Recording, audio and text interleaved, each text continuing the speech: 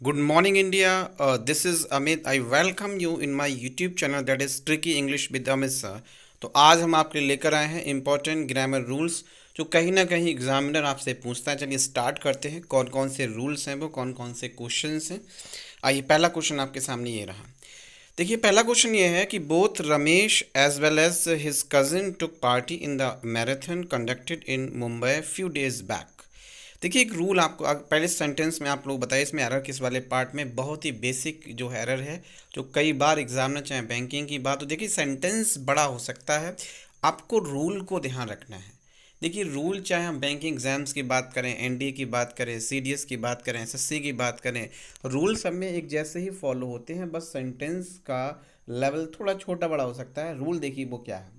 Rule देखिए सीधा सा ये है कि बोथ के साथ पूरी इंग्लिश में एंड यूज़ होता है। बोथ के साथ क्या यूज़ होता है? एंड यूज़ होता है।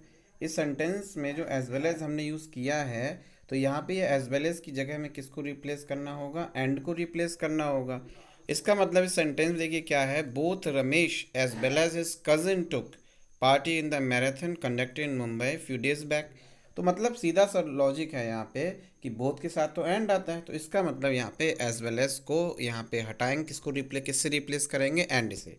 अगर मान लीजिए सेंटेंस में बोथ नहीं होता तो सेंटेंस हमारा करेक्ट था कि अगर हम समझें यहाँ पे बोथ नहीं होता लेकिन किसको प्रेफरेंस देनी है? पहले के हिसाब से।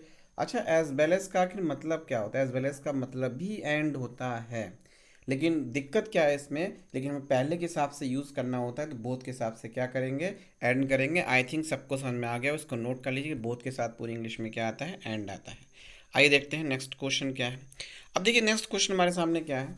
One of them forgot to take their bag from the school. अब देखिए अगर हम बात करें ना वन ऑफ दैम मतलब हम वन ऑफ दैम कुछ लोग हैं, यहाँ सिलेक्शन हो रहा है। उनमें से लोग जो थे उन्होंने स्कूल से बैग लेना जो है भूल दिया, किसी एक ने। बात किस टेंस में हो रही है? पास्ट के इंडेफिनिट टेंस में। अब हम सेंटेंस को देखो इसमें करेक्शन करने की कोशिश करें। देखिए एक लॉजिक है यहाँ पे। वन के साथ, ये वन अपना प्रोनाउन है, इसके साथ पूरी इंग्लिश में वंस आता है जब हम बात करते हैं पजेसिव पजेसिव केस की। वन के साथ क्या आता है? देखिए वंस आता है।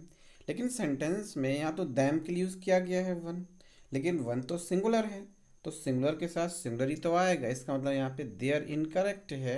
और वन जो है अगर सिंगुलर है तो सिंगुलर वाला तो आएगा ना, तो देयर की जगह क्या करेंगे? हिज। हमने आपको बताया जहाँ जेंडर कंफर्म ना हो वहाँ हम इसका मैस्कुलिन जेंडर को प्रेफरेंस दिया जाता है। हम वहाँ पे अगर कोई पता ही नहीं है ही या शी है तो हम क्या मान के चलते हैं? वो हमारा ही होगा। तो ही के हिसाब से यहाँ पे देखिए क्या हो जाएगा? हिज। इसका मतलब यहाँ पे क्या करेंगे? हिज और सेंटेंस हमारा करेक्ट हो जाएगा। आइए देखते हैं नेक्स्ट क्वेश्चन।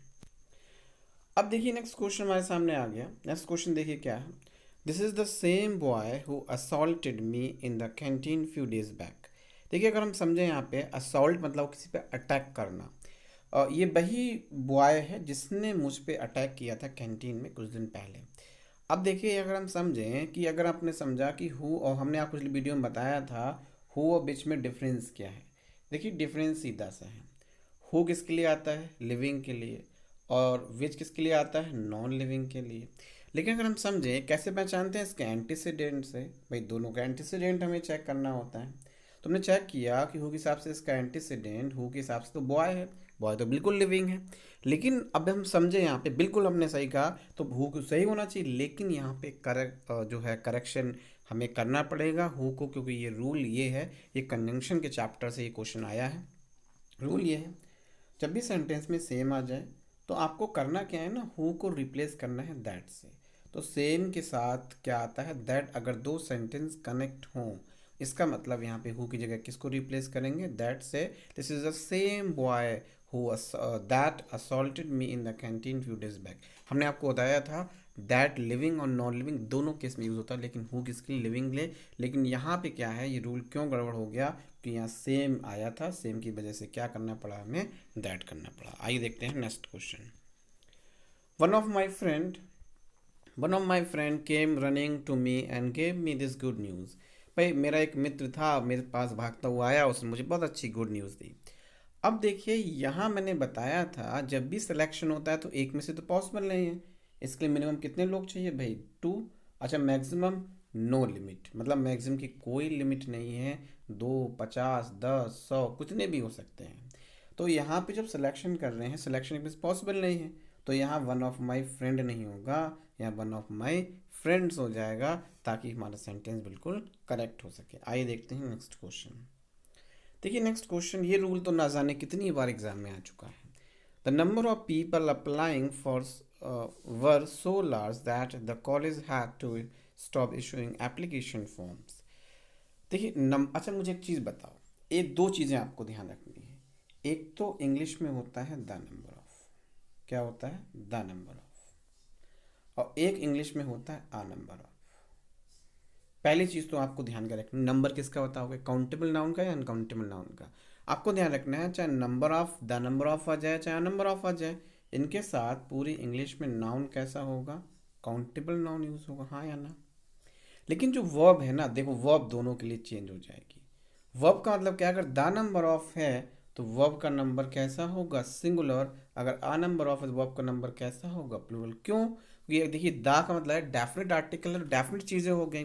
देखिए यहाँ द नंबर ऑफ है, उन्हें क्या होता है, द नंबर ऑफ के साथ सिंगुलर आता है, हमने लगा क्या दिया यहाँ पे वर, तो वर की जगह किसको रिप्लेस करेंगे, वॉज से, और सेंटेंस हमारा करेक्ट हो जाएगा। तो एक कंक्लूजन निकला, द नंबर ऑफ के साथ में सिंगुलर और आ नंबर ऑफ के साथ में प्लूरल। तो यहाँ पे क्या था, द नंबर ऑफ, तो क्या लगाना पड़ेगा, सिंगुलर। आई थिंक सबको समझ में आ गया होगा।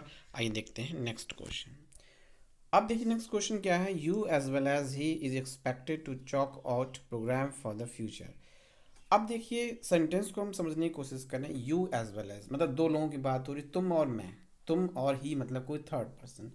पहली देखो ये वाले पार्ट में पहली अलग अलग में यहाँ में मिल चुकी है। जब भी सेंटेंस दो सब्जेक्ट एज वेल एज से कनेक्ट होते हैं तो आपको ध्यान रखना है, देखो ये भी सब्जेक्ट है और ये भी सब्जेक्ट है, लेकिन ये वर्ब तो एक ही आनी है। तो आपको ध्यान रखना है कि यहाँ पे मेन पर्सन तो यहाँ पे सब्जेक्ट है ना, और मेन पर्सन सब्जेक्ट है, तो हमेशा ध्यान रखना है वर्ब किसके अकॉर्डिंग आएगी, फर्स्ट वाले के हिसाब से। क्यों, क्योंकि यहाँ पे जो ही है ना वो उसको सपोर्ट कर रहा है। मेन तो यहाँ पे यू है ना, तो यू के हिसाब से क्या आता है, इज नहीं आता, उसके हिसाब से आर आता है, और सेंटेंस क्या हो जाएगा, करेक्ट। आइए देखते हैं नेक्स्ट क्वेश्चन। अभी देखिए कुछ ना कुछ क्वेश्चन एग्जाम पूछे, 2 जुलाई 2017 में SSC के एग्जाम पूछा गया क्वेश्चन है, if you will finish your homework I will give you an ice cream. अगर तुम इस होमवर्क को जो समाप्त कर लोगे, कंप्लीट कर लोगे, मैं तुम्हें आइसक्रीम दूंगा। कंडीशनल सेंटेंस है, मैं आपको कंडीशनल सेंटेंस पढ़ाऊंगा जहाँ पे कंडीशंस 5 कंडीशंस को हम डिस्कस करेंगे। ये बहुत ही पहली कंडीशन है, इसको हम प्रेजेंट कंडीशन के नाम से जानते हैं। क्या है, सेंटेंस में जब भी सेंटेंस में इफ़ यूज़ होता है कंडीशनल सेंटेंस में, तो जो क्लॉज है ना, ये विल वाला और ये देखो यहाँ भी है, तो पहले वाले के साथ में प्रेजेंट टेंस यूज़ करना होता है, मतलब हम विल और शैल का यूज़ नहीं करते। तो यहाँ पे जो है ना विल गलत है, सेंटेंस क्या होगा, if you finish your homework I will give you an ice cream. तो इसका मतलब क्या है, फर्स्ट वाले पार्ट में एरर मार्क करेंगे। आइए देखते हैं next question. Not only we saw the president but also the chief minister of India. हमने सिर्फ प्रेसिडेंट को ही नहीं देखा बल्कि चीफ मिनिस्टर को भी देखा।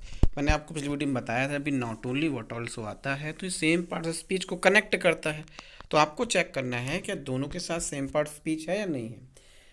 देखो नॉट ओनली के बाद तो सब्जेक्ट आ गया, जो कि हमारा कहीं ना कहीं वी की बात हो रही है, तो व्हाट ऑल्सो के बाद, लेकिन यहाँ पे हम किस पे प्रेफरेंस दे रहे हैं, यहाँ पे प्रेसिडेंट पे। इसका नॉट ओनली की पोजीशन गलत है, और इसकी पोजीशन गलत है, तो यहाँ पे नॉट ओनली को कहाँ रखना पड़ेगा, हमें कहाँ रखना पड़ेगा, नॉट ओनली को किसके पहले, यहाँ पे, और नॉट ओनली को हटाएंगे, we saw not only the president but also the chief minister of India. इसका मतलब फर्स्ट वाले पार्ट में एरर मार्क करेंगे। आई थिंक सबको ये क्वेश्चन समझ में आए होंगे। आइए देखते हैं नेक्स्ट क्वेश्चन के लिए। अब आपको करना क्या है, अगर आपको वीडियो अच्छा लग रहा है इसको सब्सक्राइब करिए। आगे हम इसको और डिस्कस करें। बहुत जल्दी मैं आपको बेसिक से ग्रामर स्टार्ट करने वाला हूँ, जहाँ पे हम नाउन प्रोनाउन बहुत बेसिक से सीखेंगे, और कहीं ना कहीं एडवांस क्वेश्चन मैं आपके लिए लेकर आऊँगा, खासकर बैंकिंग वाले स्टूडेंट्स के लिए जो बैंकिंग की तैयारी कर रहे हैं उनके लिए। बहुत जल्दी ही मैं आपको उनके लिए क्लोज टेस्ट, RC सारी चीज़ें कराने वाला हूँ। Thanks a lot.